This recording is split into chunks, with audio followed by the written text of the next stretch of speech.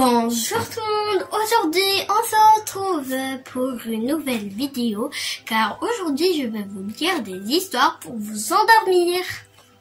Donc ces histoires sont petites, ça veut dire que il y a juste un petit résumé, mais ne vous inquiétez pas, ça raconte l'histoire, comme par exemple l'histoire de Cendrillon. Dans cette histoire, il y a l'histoire de Cendrillon, mais c'est juste le petit résumé. Enfin, vous allez comprendre. Quand je vais dire, vous allez comprendre. Voilà. Donc, il y a 12 petites histoires que je vais vous lire. Il y a des histoires pour les filles et des histoires pour les garçons. Ou bien, ils sont tous pour les filles et pour les garçons. Comme par exemple l'histoire de Cendrillon. Je crois que les enfants, que les garçons ne voudraient pas la lire, hein, parce qu'il y a une princesse et les garçons préfèrent plutôt un prince. Hein. Bien. Enfin, vous allez comprendre quand je vais lire. Donc, justement, on va commencer par l'histoire de Cendrillon.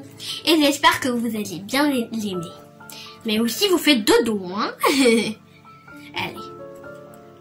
Cendrillon voulait aller au bal du roi, mais sa méchante belle-mère l'empêchait.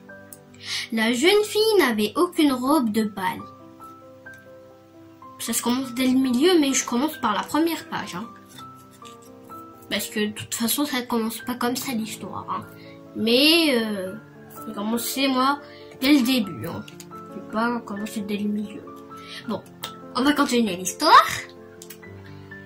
Le soir du bal, la marraine de Cendrillon apparut. C'était une fée. Et elle lui offrit une robe et un carrosse. Tu dois rentrer avant minuit, lui dit-elle. Cendrillon était si belle que le prince fut séduit. Aussitôt, le prince et Cendrillon dansèrent ensemble toute la soirée. Quand le premier coup de minuit sonna, Cendrillon s'enfuit en courant. Le prince trouva un de ses souliers de verre sur une marche de l'escalier. Le prince la chercha dans tout le royaume. Enfin, il arriva chez Cendrillon. Le petit soulier lui alla à merveille. Ils se marièrent et vécurent heureux. Fin. Comme je vous l'ai dit, c'est juste un petit résumé. Deuxième histoire. La Belle et la Bête. Vous la connaissez, hein? Si vous la connaissez pas, ce n'est pas grave. Je vais vous la lire. Le père de Belle adorait sa fille. Un jour qu'il parcourait la forêt, il découvrit un jardin magnifique. Le brave homme cueillit alors une rose pour Belle. Soudain, une bête horrible apparut, furieuse qu'on touche à ses roses. Votre fille Belle doit vivre avec moi, exigea la bête. Belle se rendit au château de la bête, dont elle découvrit peu à peu la gentillesse. Un jour, Belle rendit visite à sa famille et offrit à chacun des cadeaux somptueux. Mais bien vite, la bête lui manqua. Belle accourut au château, transformée par l'amour de Belle. La bête se changea en prince, ils se marièrent et vécurent heureux. Point. Voilà. Prochaine histoire. La Belle au bois dormant. La Belle au bois dormant ou Aurore, si vous préférez. Un jour, naquit une belle princesse. Chaque fée lui fit don d'une grâce, mais une mauvaise fée lui jeta un sort. La princesse grandit et devint une belle jeune fille. Un jour, hélas, elle se piqua le doigt avec une quenouille dans un profond sommeil, dont nul ne put la tirer. Personne ne pouvait rompre le mauvais sort et réveiller la princesse. Longtemps après, un bon prince vint au château. Il s'approcha de la princesse endormie et, 3 points, la réveilla d'un baiser. Ils se marièrent et vécurent heureux. Vous trouvez pas ça bizarre à chaque histoire, il dit ils se marient et vécurent heureux. Hein? Prochaine histoire. Le chat bouté. Le chat bouté. Bien sûr, vous la connaissez. Et encore une fois, si vous la connaissez pas, je vais vous dire le résumé. Un jour, le chat bouté dit au roi que son maître, un pauvre meunier, était un marquis. Il lui offrit un cadeau en son nom. Quand le chat bouté vit le roi et sa fille arriver en carrosse, il poussa son maître dans l'eau, afin que le roi et la princesse s'arrêtent. Le chat bouté courut devant le carrosse du roi et dit aux paysans: « Dites au roi que c'est la terre de mon maître. » Puis le chat bouté entra dans un château d'un ogre magicien. Rusé, il dit: « Peux-tu te changer en souris ?» Le chat bouté mangea aussitôt l'ogre, changé en souris. Grâce au chat bouté, le meunier, devenu un marquis, avait enfin un château. La princesse et le garçon se marièrent et vécurent heureux. Point. Oh là là. Parce qu'à chaque fois il dit ils se marient et vécurent heureux. Loin. Quand même. Donc maintenant on va lire l'histoire de Pousselina. Enfin c'est la prochaine histoire. On va lire le petit résumé histoire. D'histoire résumée quoi, voilà. Il était une fois une gentille femme qui voulait un enfant. Elle se rendit chez une vieille fée qui lui donna des graines magiques. Les graines devinrent une fleur. Au milieu de ses pétales apparut une belle jeune fille, de la taille d'un pouce, Pousselina. Un jour, un affreux crapaud entendit Pousselina chanter. Il l'enleva et la déposa sur son nénuphar. Nénuphar, c'est une... je expliquer ça veut dire quoi nénuphar pour ceux qui ne la connaissent pas. C'est la feuille où le crapaud s'assied. Ou bien la grenouille s'assied. C'est une grande feuille. Ici. C'est celle-là.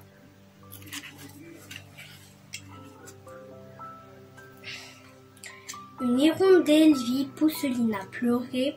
Elle eut pitié d'elle et l'emporta vers sa maison. Là, Pousselina rencontra le prince des fleurs. Il était de sa taille. Ils se marièrent et vécurent heureux toute leur vie. Merci. Merci. Maintenant, prochaine histoire. La petite sirène. Ariel, la petite sirène, quoi. Voilà. Une belle sirène vivait dans les profondeurs de l'océan.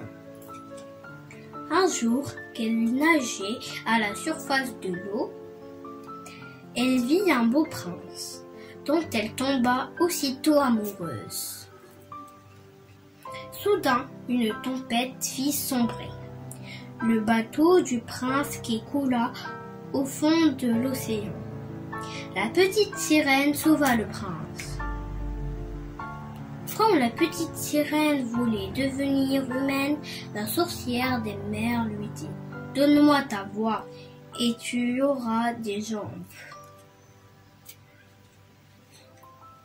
Devenue humaine, la jeune fille puis épousait le prince. L'amour lui rendit sa voix et elle fut heureuse toute sa vie.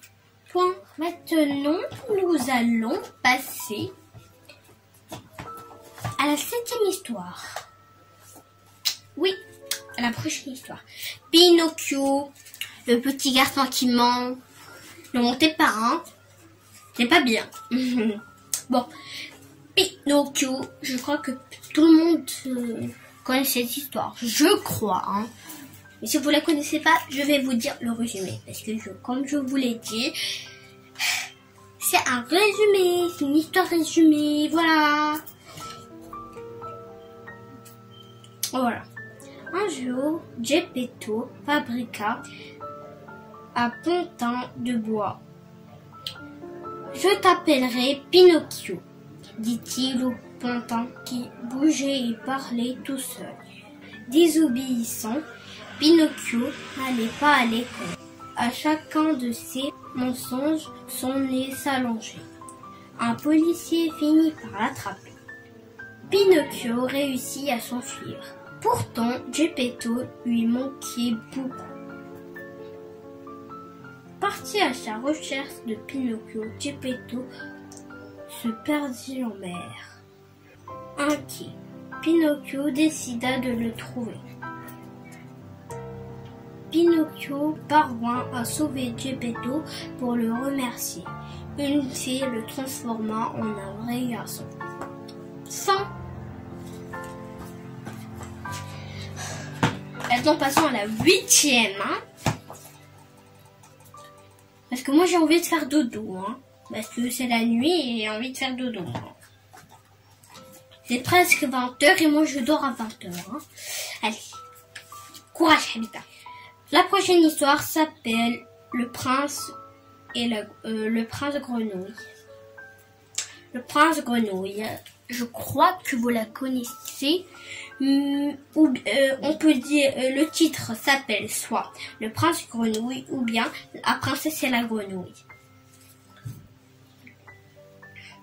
Il était une fois une princesse qui jouait avec sa balle en or préférée. Soudain, la balle tomba au profond du puits. Une grenouille assise là lui dit: j'irai te la chercher si tu promets d'être mon ami. La princesse promit et la grenouille retrouva sa balle en or. Mais la princesse n'aimait pas les grenouilles et elle s'éloigna aussitôt. Le soir, la grenouille s'invita au château. Tu dois tenir ta promesse, dit le roi. Et la princesse dut partager son dîner avec la grenouille. Soudain, la grenouille se changea en un prince. Il avait été victime d'une sorcière. Le charme était rompu et les deux jeunes gens se marient. Enfin, il n'y a pas vécurent heureux. Se marier et vécurent heureux. Enfin, hein. Le bonhomme en pain d'épices. Une vieille dame gourmande mit au four un bonhomme en pain d'épices. Mais dès qu'il fut cuit, il s'enfuit loin. Dans un pré, le bonhomme en pain d'épices rencontra un veau affamé. Il s'éloigna bien vite. Plus loin, un chien creusait un trou à la recherche de nourriture. À nouveau, le bonhomme en pain d'épices s'enfuit.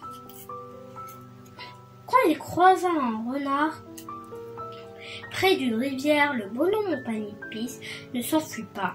Monte sur moi, lui dit le renard. Je t'aiderai à traverser la rivière. L'eau était profonde. Saute sur ma tête, lui dit le renard. Et au moment où le bonhomme en pain d'épices sautait, le renard l'avala en une bouchée. Fin. J'adore ces histoires parce que je les lis rapidement. Il ne manque que de petites histoires, mes amis. On va aller faire dodo. Voilà, là, l'histoire ne veut pas se prendre. Ah, maintenant c'est bon. Bien. La prochaine histoire s'appelle La petite poule rousse. La petite poule rousse voulait semer du blé. Ni le chien, ni le chat, ni le canard ne Volure. l'aider. Seuls ses poussins l'aidèrent. Nous ne voulons pas nous salir, dit ses amis quand il fallut enlever les mauvaises herbes. Seuls les poussins aidèrent leur maman. Plus tard, la petite poule rousse demanda qu'on l'aide à faucher le blé. Nous n'avons pas le temps, répondit ses amis. Laissons les poussins s'en charger. Il était temps de cuire le pain. Nous ne savons pas le faire, dirent-ils. Les poussins continuèrent aider leur maman. Bientôt, une bonne odeur de pain chaud se répandit. Le chien, le chat et le canard accoururent. Mais seule la petite poule rousse et ses poussins en goûtèrent. Ils se régalent. Voilà. Je vous dis pourquoi la petite poule rousse est le seul juste la petite poule rousse et les poussins peuvent prendre leur pain parce que c'est eux qui l'ont aidé. Le chien et le chat et le canard, ils n'ont rien fait. Donc ils étaient juste tranquilles quoi. Assis. Donc ils ne l'ont pas mérité. Mais la poule et les petits poussins l'ont mérité car c'est eux qui l'ont fait. Et celui qui fait l'action, il a toujours la récompense. Donc voilà l'histoire. La princesse et le petit pont. Il était une fois un prince qui cherchait une vraie princesse pour se marier. Mais aucune des princesses qu'il avait vues ne lui plaisait.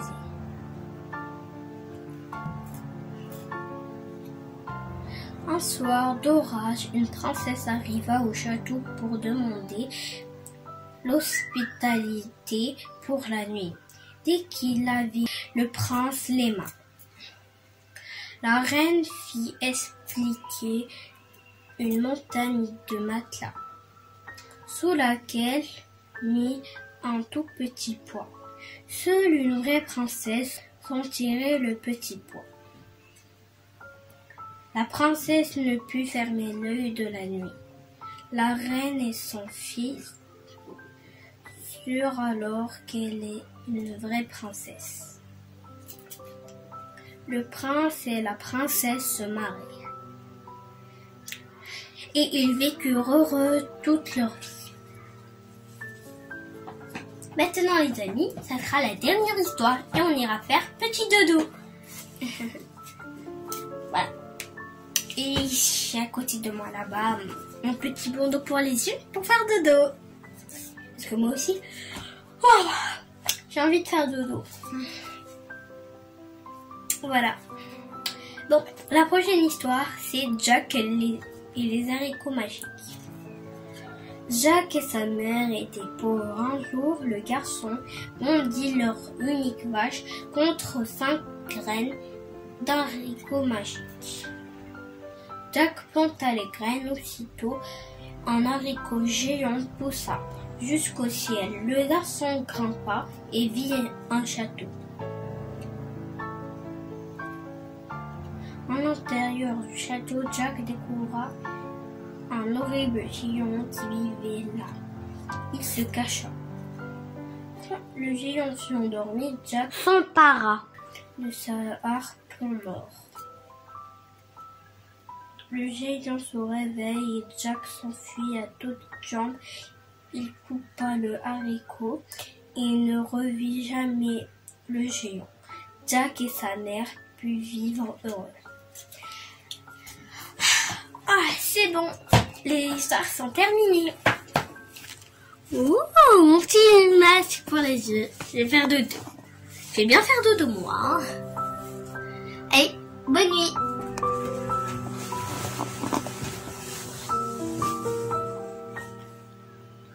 Si jamais vous avez aimé cette vidéo, mettez des pouces. Je veux pas des pouces en bas. On leur fait des croix.